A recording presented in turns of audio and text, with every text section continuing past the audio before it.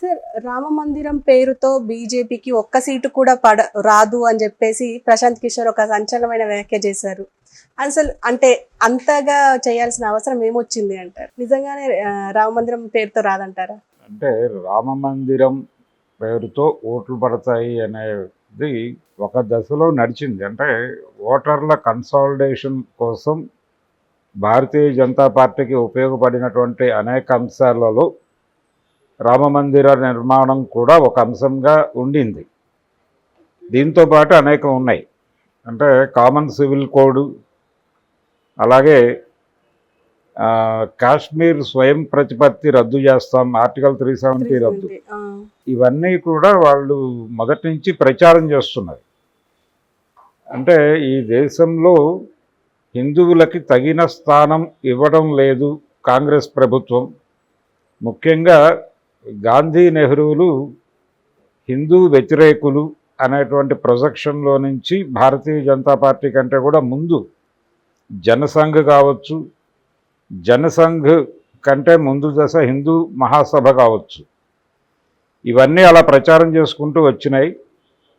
భారతీయ జనతా పార్టీకి అది ప్రారంభమైన తర్వాత, అంటే జనసంఘగా జనతా పార్టీలో చేరి భారతీయ జనతా పార్టీగా బయటకు వచ్చారు. బయటకు వచ్చిన తర్వాత జరిగినటువంటి ఎన్నికల్లో పోటీ చేస్తే వాళ్ళకి కేవలం 2 సీట్లు మాత్రమే వచ్చినాయి. అందులో ఒక సీటు ఆంధ్రప్రదేశ్ నుంచి, అప్పటి ఉమ్మడి ఆంధ్రప్రదేశ్ నుంచి వచ్చింది, ఇక్కడ హన్మకొండ నుంచి. నార్త్లో ఒక సీటు, సౌత్లో ఒక సీటు వచ్చినాయి అంతే భారతీయ జనతా పార్టీకి. ఆ 2 సీట్ల నుంచి వాళ్ళు ఈ రోజున 10 ఏళ్ల పాటు పార్లమెంటుని వదలకుండా మూడోసారి కూడా వస్తారా రారా అనే ఒక డోలాయమాన స్థితికి తీసుకెళ్ళి కాంగ్రెస్ పార్టీని పూర్తి స్థాయిలో నిర్వీర్యం చేసినటువంటి స్థితికి చేరుకోవటం వెనకాల దోహదపడినటువంటి అనేక అంశాల్లో రామ మందిరం కూడా ఒకటి. అంటే బాబ్రీ మసీదు, రామాలయాన్ని కూల్చి నిర్మించారు కాబట్టి హిందువుల ఆత్మగౌరవం, రాముడి జన్మస్థలంలో రామ మందిరాన్ని కూల్చేసినటువంటి ఆ చేదు అనుభవం నుంచి మనం అంటే వెనక్కి రావాలి, దాన్ని తుడిచేయాలి. ఒక మరక ఏర్పడింది మన చరిత్రలో, మన జీవితాల్లో, కాబట్టి ఆ మరకను తుడిచేసుకోవాలి. బాబర్ ఆ రోజుల్లో రామ మందిరం, నిజానికి బాబర్ కాదు అది కూల్చింది, బాబర్ దగ్గర ఉన్నటువంటి సైన్యాధ్యక్షుడు కూల్చాడు. కాబట్టి దాన్ని మనం కడిగేసుకోవాలి, అందుకని మనం బాబ్రీ మసీదుని కూలదోయాలి, అక్కడ రామ మందిరం నిర్మించాలి అనేది ఒక ప్రోగ్రామ్గా వాళ్ళు టేకప్ చేసి ఒక ప్రోగ్రాం ఇచ్చారు ప్రపంచానికి. కరసేవ అనే పదం అప్పటి వరకు ఎవరికి తెలియదు, శిలాన్యాస్ అనే పదం అప్పటిదాకా ప్రపంచంలో ఎవరికి తెలియదు.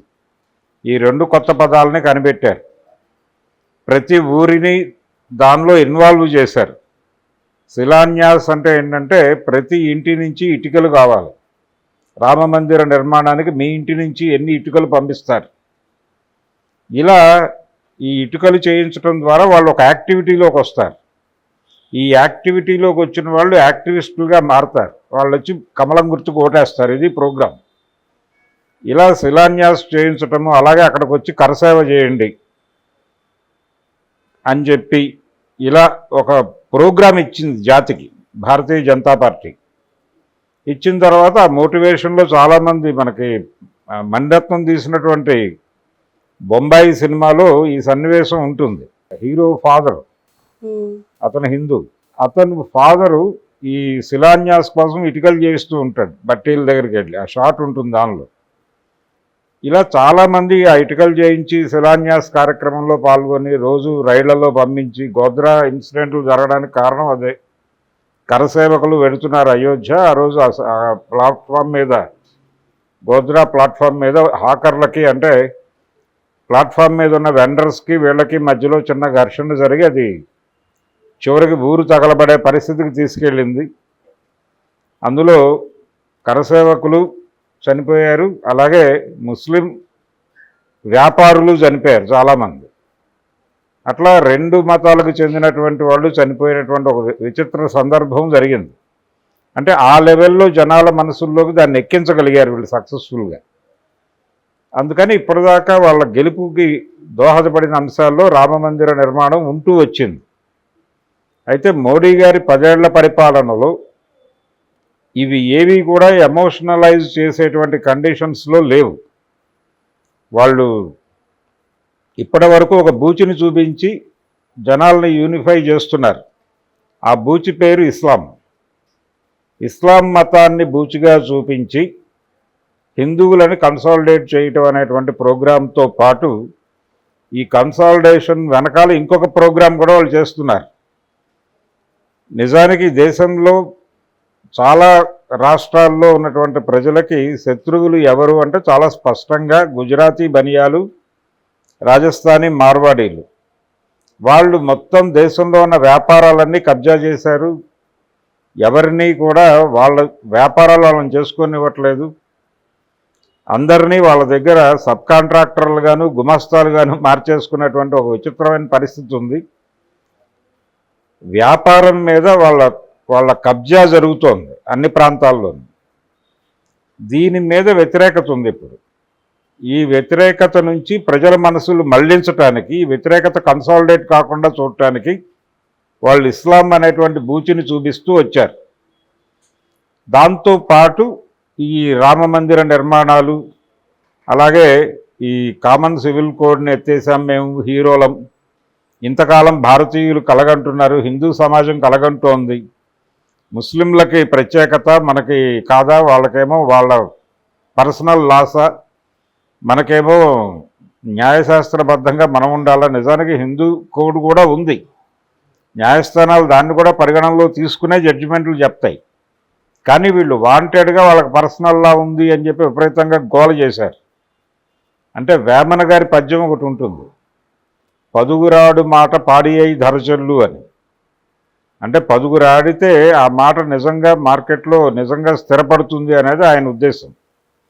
అయితే మనవాళ్ళు ముఖ్యంగా భారతీయ జనతా పార్టీ నమ్మిన సూత్రం ఏంటంటే, తను ఏదైతే మార్కెట్ని నమ్మించాలనుకుందో ఆ మాటని ముందే డిజైన్ చేసి దాన్ని 10 మందితో అనిపించటం. అంటే పాడి అయి ధర చెల్లాల్సినటువంటి మాట ఏదో డిసైడ్ చేసి దాన్ని 10గురితో ఆడించేస్తే పని అయిపోతుంది అనే ప్రోగ్రాంలో భాగంగా వాళ్ళు ఈ దేశంలో ఇస్లాం శత్రువు అనేది 1930ల నుంచి 20ల నుంచే ప్రచారంలో పెట్టారు. హిందూ మహాసభ పేరుతో వాళ్ళు ఆ రోజు నుంచి చేస్తున్నది అదే.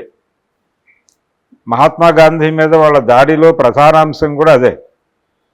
ఆయన హిందూగా పుట్టాడు, కానీ హిందువులు ఎలాగూ తమ కాంపౌండ్లో ఉంటారు, హిందూ ముస్లింలకు ఏకకాలంలో ఏకనాయకుడిగా వ్యవహరించాలని గాంధీ ప్రయత్నం చేస్తున్నాడు.